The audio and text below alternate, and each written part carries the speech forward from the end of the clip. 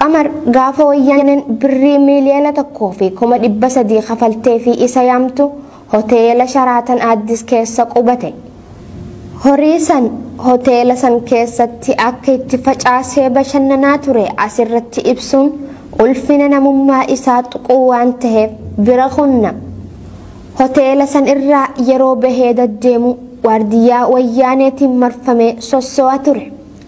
Adaduma guyyaan torbaaniin lakkaa'amaa deemuun tajaajilli gosa adda addaa hoteelichaan dhiyaataa fi ture qallachuu jalqabe. Herreeyni Sharaatan keessatti Qamar fayyadamaa tures humna isaatii ol guddate. Wayyaaneen horii itti kennite saniin ala baasii hoteela addatti irraa kafaltee hin qabdu. Qamaris amma nagahee jiraati mana kireeffadheen baha herrega naaf hojjedhaa jee hoteelicha beeksise. Hoteelichis herreeyni waliigalaa birrii miiliyoona 1.330 hojjetee nagahee dhiyeesse. Obboleessi keenya Qamar dubbii tanaan akka malee rifate. Gammachuu fi rahaan turtii hoteelaa sun battalumatti gaddatti jalaa jijjiiramte. Qarshiin inni itti yaamamee dhufe mataan isaatu miiliyoona 1.3 qofa ture. Herreeyni Sharaatan ammoo miiliyoona 1.330 yoo ta'u qarshiin 30 irratti hafe. Kana kafalu malee bahuu akka hin dandeenyes itti himame. Qamar obboleessi keenya rakkoo keessa seene. Eliyaas Ibsaatti bilbiluun waan isa mudate himatee gargaarsa gaafate. Eliyaas Qamariin eega tasgabbeessee booda gara obbo Dinquutti bilbile. Obbo Dinquunis rakkoo Qamar kana yoo dhaga'u rifatee konkolaataa isaa kaasuun gara hoteela Sharaatan qajeele. Ani Dinquu Dayyaasaati. Eliyaas Ibsaatu naaf bilbile. Maal taate obboleessa koo maal si haa gargaaru je'ee gaafateen. Qamaris rakkoo isa mudate ibsate. Obbo Dinquunis warra hoteelaa yaamuun battalumatti 30,000 Qamar irraa kafale. Dinquu Dayyaasaa rakkoo Qamar waan argeef achumatti dhiisee hin deemne. Shaanxaa kee fudhadhu ka'ii jechuun Qamariin konkolaataa isaa seensifatee Finfinnee gara kutaa magaalaa Boolee qajeele. Achittis maallaqa ofiitiin mana sadarkaa isaa eeggate sharafa gaafa saniitiin ji'aan qarshii 10,000 Qamariif kireessee fi harkatti ammoo qarshii 40,000 kenneef. Kana qofas miti. Konkolaataa ittiin tajaajilamu dabalatee waan adda addaatiin Dinquun Qamar gargaaruu itti fufe. Takka turees Qamar kiraa manaa danda'achuun waan itti ulfaateef Dinquun ofitti fudhatee mana ofii jiraatu maatii ofiitti makee waliin jiraachuu jalqaban. Obboleessi keenya Qamar garuu galata Dinquu hammeenyaan deebisuu jalqabe. Osoo mana Dinquu keessa jiru wayyaanee waliin wal ta'ee hojii basaastummaa hojjechaa ture. Dinquun eessaa fi eenyu waliin akka oolu mana Dinquu keessa maaltu akka jiru akkasumas eenyu waliin akka haasa'u hunda haala nama gaddisiisuun diinota wayyaaneetiif dabarsaa ture. Dinquun hoggantoota adda bilisummaa Oromoo kan akka Daawud Ibsaa fi Galaasaa Dilboo waliin walitti dhufeenya qaba. Harka of jalaatiin abaa'oo deeggara jechuun basaasaa ture. Kanaafis wayyaanerraa magaalaa Adaamaa keessatti lafa mana ijaarsaaf oolu kaarimeetira 300 ta'u fudhatee gurgurachaa fi tajaajila adda addaa argachaa turuu isaa ragaa guutuu argannee jirra. Hojii Qamar kana booddee kan irra ga'e obbo Dinquun baay'ee itti gadde. Garuu ammas abdii irraa hin kutanne. Qamar akkas hin ta'in akkamitti gama diinaa gortee ana obboleessa kee basaasta jechuun gaafateen. Qamaris bakka namoonni biroos jaarsummaan jidduu galanitti ammas Dinquu jilbarra kufee araarfate. Dinquunis tole jechuun dhiisee mana ofii keessaa baasee magaalaa Adaamaa ganda Duwwaa 9 keessatti kan argamu mana haadha isaa obboleessa ofii Nagaasaa Dayyaasaa keessaa baasee Qamariif kenne. Konkolaattota kana keessaa Dolfiiniin takka osoo Jimaa Hararirraa fe'ee deemaa jiru karatti garagaluun hojiin ala yoo ta'u kanneen hafanis sababa adda addaatiin rakkoorra bu'ane. Sababa kanaanis Qamar qarshii baankii irraa liqeeffate waan kaffaluu hanqateef baankiin mana obbo Dinquu Adaamaa ganda Duwwaa 9 jiru san gurguruuf dhufe. Obbo Dinquunis konkolaattota akka inni baankitti galchu godhuun gargaaree qarshii baankichaa irra jiru kafaluun Qamar idaa baankii irraa bilisa baasuun mana ofiis oolfate. Akka maddi odeeffannoo keenyaa qulqulleessee nutti himetti yeroon kun yeroo obbo Dinquun soodaree bituuf qophii godhaa jirudha. Jidduma tanatti obbo Dinquun caalbaasii soodaree mo'achuun sheerii isaa yoo danda'e akka bitatu Eliyaas Ibsaatti hime.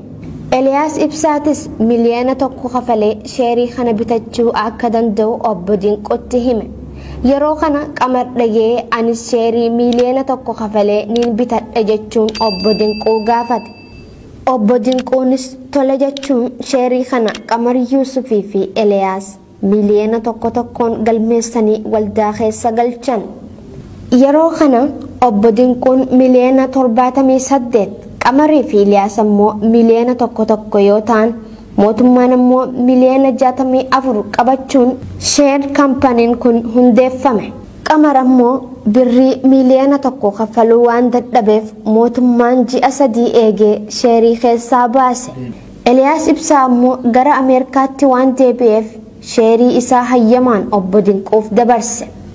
Waldaan kun dirqama nama 5 guutuu waan qabuuf miliyoona 78 erga kafalee booda obbo Dinquun bakka Qamarii fi Eliyaas haadha isaa aadde Daansee Gurmuu fi haadha manaa isaa aadde Leensaa Phaawulos Guddinaa waldaa keessa galchuun miliyoona 2 itti guutuun walumaa galatti miliyoona 80 sheericha bitate. Yeroo san soodareen akka ammaa kana jannata addunyaa hin fakkaattu ture. Erga obbo Dinquun jaarsisanii xumuranii boodas mootummaan gaticha irra deebi'ee shallaguun waggaa 2 dura obbo Dinquun soodaree miliyoona 490 bituuf dirqame. Yeroo ammaas obbo Dinquun jalqaba miliyoona 400 itti aansuun miliyoona 33 kan kafalee jiru yoo ta'u miliyoona 490 keessaa miliyoonni 57 qofti akka irratti hafe Gadaa News Network maddoota amanamoo irraa qulqulleeffatee jira. Qamar sheerii soodaree irratti maqaan isaa galmaa'ee kaffaltii irraa eeggamu waan raawwachuu dadhabeef Dinquu osoo hin taane mootummaattu sheericha keessaa battaluma isa baase. Kun erga kana ta'e Qamar maaltu TV nafxanyaa waaltaa irra isa geesse jennee nutis qorannoo hedduu taasifneeti jirra. Soodaree sheer kaampanii keessaa Qamar yeroo gabaabduudhaaf galmaa'ee maqaan isaa erga haqame har'a waggaa 9 lakkoofsiseeti jira. Qamar har'a guuza nafxanyaa owwaatee waa'ee soodareetiin qabee Dinquu kan maqaa nyaatu waggaa 9 guutuu eessa ture? Miidiyaa nafxanyaatti bahee mana alagaa seenee obboleessa ofii irratti duuluun maalirraa ka'e? Yoo dhugumaan miidhamee jiraate seeraanis ta'ee akka duudhaa Oromootti Dinquu himatee dhugaa argachuu hin danda'u ture. Diraamaa kana duuba eenyutu jira? Fi kan kana fakkaatan gaafilee hedduutu jira.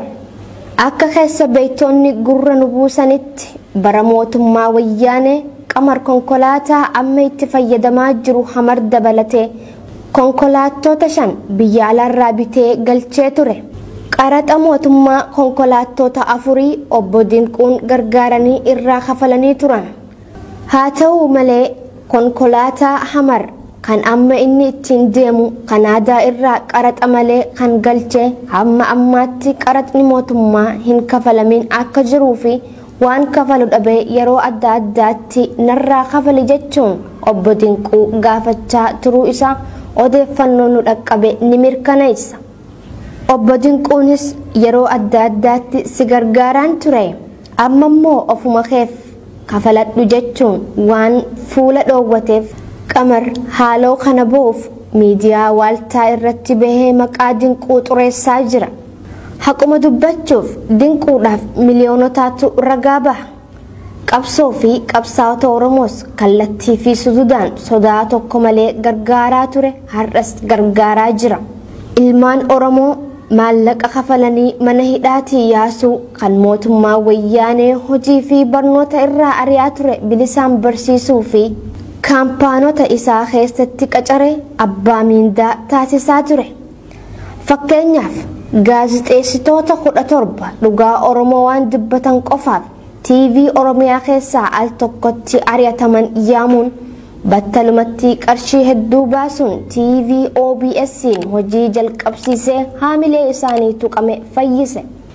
Lammii ofii gananii diina abdachuu, foon ofii koodee ofii alagaatti hamachuu fi harka irraa nyaatan deebisanii nyaachuu irraa rabbi nama haa baraaru jechuun qophii teenya har'aa asumarratti goolabna.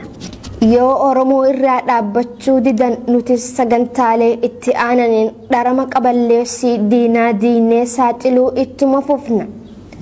Dhugaa dhokate qotnee baasuun uummata keenya hubachiisaa deemuun dirqama keenya.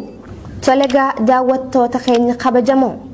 Qophii har'aa dhiyeessuun isii wajjin kan ture an Faayizaa Iliyaas, Gulaalaan Muhammad Fantaalleeti, gama ogummaa teeknikaatiin Abdii Jamaali. Gama kiyyaan nagaatti isiniin jecha sagantaa